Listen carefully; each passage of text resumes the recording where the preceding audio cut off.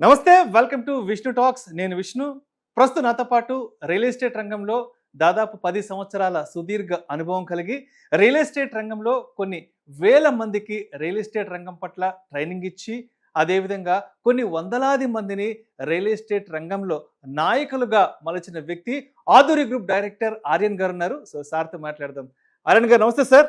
నమస్తే అండి విష్ణు గారు. ఆర్యన్ గారు, welcome to Vishnu talks and welcome to Suman TV. Thank you అండి, thank you so much. Yes Aryan గారు, లాస్ట్ ఒక 7-8 మంత్స్ నుంచి Yes. ఐటీ ఇండస్ట్రీలో పెద్ద ఎత్తున జాబ్ లే ఆఫ్లు అయితే ఎక్కువ జరుగుతున్నాయి. ట్రూ అండి. దీనికి ప్రధాన కారణం ఏఐ, ఆంథ్రోపిక్ టెక్నాలజీ వల్ల అవును. పెద్ద ఎత్తున మ్యాన్ పవర్ని కంపెనీస్ తగ్గించేసి ఆటోమేషన్ వైపు వెళ్ళిపోతున్నాయి. ట్రూ. పెద్ద పెద్ద కంపెనీలు అనుకున్నవి కూడా రీసెంట్ టైమ్స్లో కొన్ని వేలాది మందిని ఉద్యోగాల నుంచి తొలగించేస్తున్నాయి. True. అంటే 10 సంవత్సరాలు 15 సంవత్సరాల పాటు ఐటీ రంగంలో పనిచేసిన వాళ్ళను కూడా బయటకు తోసేస్తున్నారు కదా. ఎస్. సరే, ఇప్పుడు ఐటీలో ఉద్యోగం కోల్పోయి మళ్ళీ వెనక్కి వెళ్ళడం ఇష్టం లేని వాళ్ళు ఎవరైతే ఉంటారో, ఎస్. ఇంకొద్దు 10-15 ఏళ్ళు చేసాం, ఎంత చేసినా కూడా అక్కడ విలువ లేదు, మనకు అక్కడ విలువ ఇవ్వట్లేదు అనుకున్న వాళ్ళు రియల్ ఎస్టేట్ రంగంలోకి రావాలి అనుకుంటే, రియల్ ఎస్టేట్ రంగం ద్వారా వాళ్ళ కెరీర్ని ఒక మంచి సక్సెస్ఫుల్ పర్సన్గా టర్న్ చేసుకోవాలనుకుంటే అటువంటి వాళ్ళకి మీరు ఏం చెప్తారు? సో టైమింగ్ క్వశ్చన్ అండి ఇది. ఎందుకంటే ప్రజెంట్ అంటే చాలా చోట్ల జాబ్ లే ఆఫ్స్ అనేవి జరుగుతున్నాయి. కొన్ని అంటే పెద్ద పెద్ద కంపెనీలు, ఒరాకిల్లో ఒక 30,000 మందిని రిక్రూట్ తీసేశారు. అండ్ మైక్రోసాఫ్ట్, మెటా నుంచి తీసేశారు. అండ్ టీసీఎస్ నుంచి జాబ్స్ లే ఆఫ్ అయిపోయినాయి. అండ్ ఇలా పెద్ద పెద్ద కంపెనీలన్నీ కూడా వేలల్లో జాబ్స్ అన్ని తీసేస్తున్నాయి. మీరు అన్నట్టుగా ఈ 6 monthsలో 150,000 సాఫ్ట్వేర్ జాబ్లు పోయినాయి. మొన్న డిసెంబర్ జనవరి నుంచి చూసుకుంటే. అంటే ఒక్కసారి అనుకోని ఆపద అంటాం.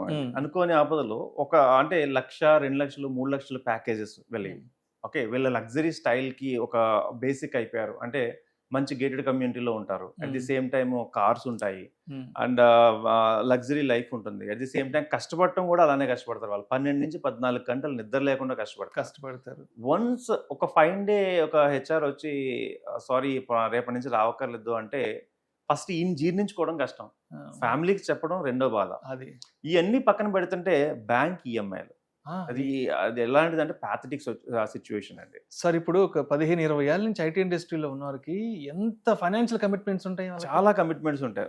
ఒక రకంగా చెప్పాలంటే మనీ వాళ్ళకి వచ్చే 2 లక్షలు కావచ్చు, ₹1,00,000 కావచ్చు, ప్రతి అమౌంట్ కూడా లింక్డ్ విత్ ఈఎంఐస్ ఉంటాయి. అంటే ఇలా వస్తాయి అలా వెళ్ళిపోతాయి అన్నట్టు ఉంటాయి వాళ్ళకి.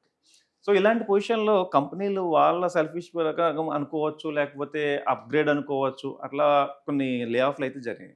ఈ లే ఆఫ్లు జరిగినప్పుడు సిచ్యువేషన్ ఒకసారిగా సడన్గా మారిపోవడము, అంటే పిల్లలు వీళ్ళందరూ కూడా ఒక లైఫ్ స్టైల్కి అలవాటు పడి ఉంటారు, ఒకేసారి సడన్గా రావడం అంటే చాలా ఇబ్బంది అవుతుంది. సో నేను ఇక్కడ 2 పాయింట్స్ చెప్తాను. ఆల్రెడీ లే ఆఫ్ అయిన వాళ్ళు, ఓకే ఈవెన్ జాబ్లో ఉన్నవాళ్ళు మేల్కోవాల్సిన పరిస్థితి ఇది.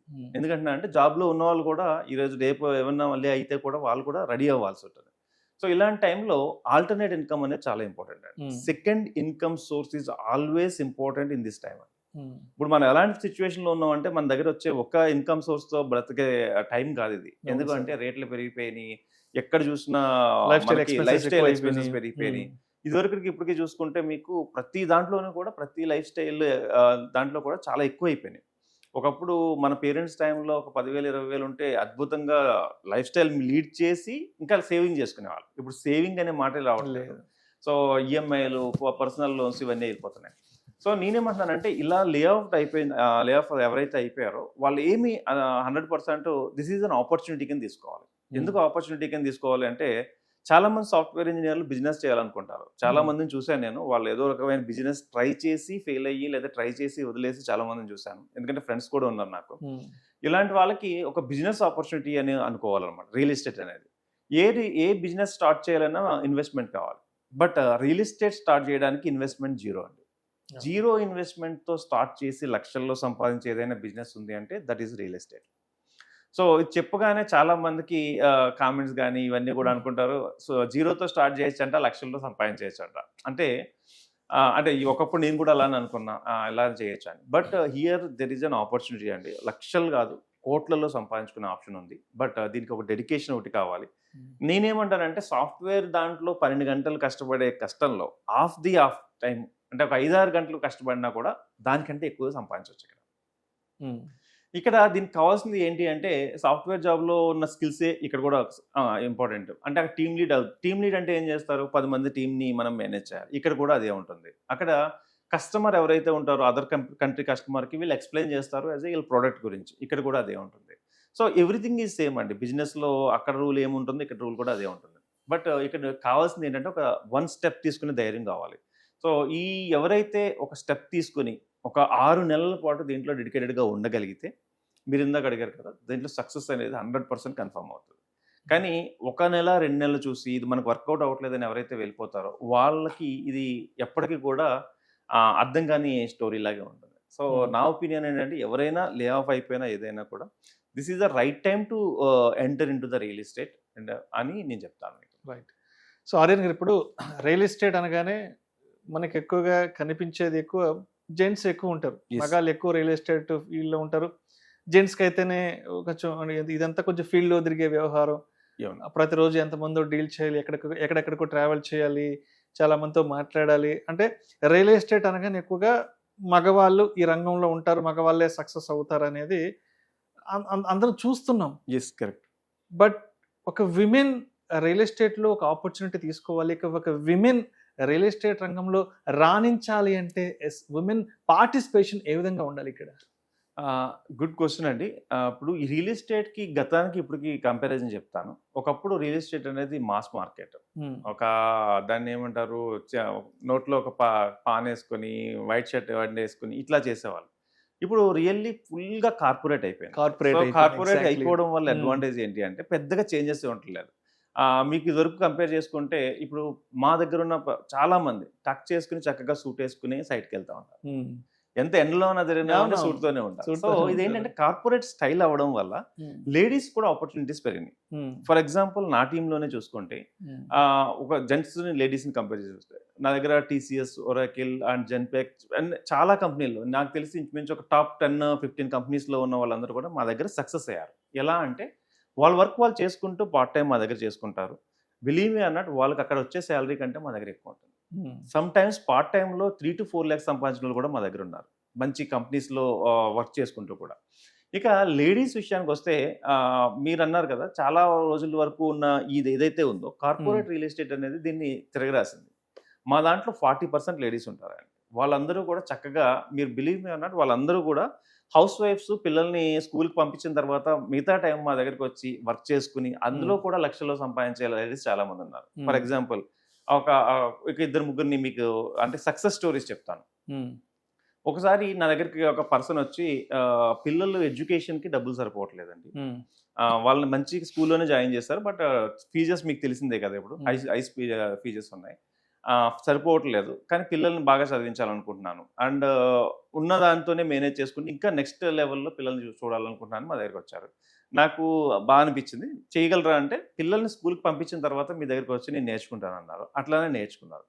సో ఎలాగైతే ట్రైనింగ్ ఇచ్చామో అదే విధంగా వాళ్ళు వర్కౌట్ చేశారు. సో ఫస్ట్ సేల్ కంప్లీట్ అయింది. ఒక 60,000 ఒక ఇంట్లో వర్క్ చేసుకునే గృహిణులకి వచ్చింది అంటే చాలా హ్యాపీ ఫీల్ అవుతారు. సో ఒక సేల్ వచ్చిన తర్వాత వాళ్ళకి ఎంకరేజ్మెంట్ వచ్చింది, ఎలా చేయాలో అవగాహన వచ్చింది. సండే సైట్కి రావడం కూడా స్టార్ట్ చేశారు విత్ దేర్ సపోర్ట్, హస్బెండ్ సపోర్ట్తో. నా ఇప్పుడు ఆ మేడం కింద ఒక 8 members నుంచి 10 members వరకు టీం చేసుకున్నారు. ఒక 3 lakhs per month సంపాదిస్తున్నారు. ఒకరోజు వచ్చి కూర్చొని కంటిలోంచి నీళ్ళు ఆగట్లేదు ఆవిడకి. ఎందుకు అంటే తర్వాత చెప్పింది ఏంటంటే, మీకు సగమే చెప్పాను, పిల్లల చదువులకి సరిపోవట్లేదని చెప్పాను, ఇంట్లో గడవడం కూడా కష్టంగా ఉన్న పరిస్థితి అది. సో ఇప్పుడైతే హ్యాపీగా మంచిగా చదువుకుంటున్నారు, ఇంట్లో ఏ టెన్షన్స్ లేదు, ఇంత హ్యాపీగా ఉంది అని చెప్పి చాలామంది మా దగ్గర సెటిల్ అయిన వాళ్ళు ఉన్నారు. అండ్ దాన్ని ఏమంటారు, బ్యూటీషియన్ ఒక మేడం వచ్చారు మా దగ్గరికి. బ్యూటీషియన్స్లో వచ్చే తక్కువ ఉంటుంది కదా రెవెన్యూ, వర్క్ అయితే ఎక్కువ ఉంటుంది. ఇక్కడ సక్సెస్ఫుల్గా కంప్లీట్గా సక్సెస్ అయ్యారు, మంచి ఎర్నింగ్స్ చూస్తున్నారు. ఇలా 1 కాదు 2 కాదు, చాలా సక్సెస్ స్టోరీస్ ఉన్నాయి. వీళ్ళందరూ కూడా రావడం, నేర్చుకోవడం అండ్ దాన్ని ప్రాసెస్ స్టార్ట్ చేయడం. అండ్ మీరు నిజంగా చెప్తే నమ్మరు, మా మీటింగ్స్కి వాళ్ళు చాలా చక్కగా రెడీ అయ్యి ఇలా బిజినెస్ సూట్లో వచ్చి చక్కగా చెప్తూ ఉంటారు.